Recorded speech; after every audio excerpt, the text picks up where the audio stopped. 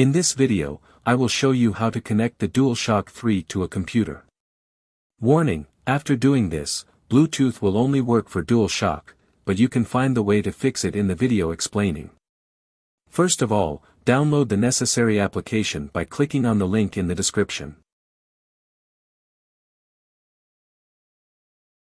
Run it and complete the installation.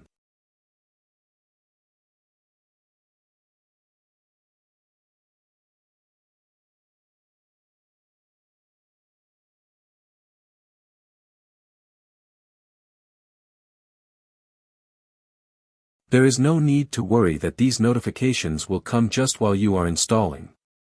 When this window arrives, connect the DualShock 3 to the computer with a cable and make sure that the computer Bluetooth is turned on. Click on the green part. Select Force Driver Installation. Select the Bluetooth device and DualShock and click Install.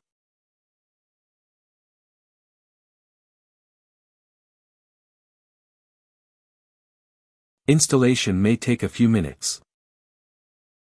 Installation is complete. You can close the window. Let's turn on the SCP monitor and check if it's working.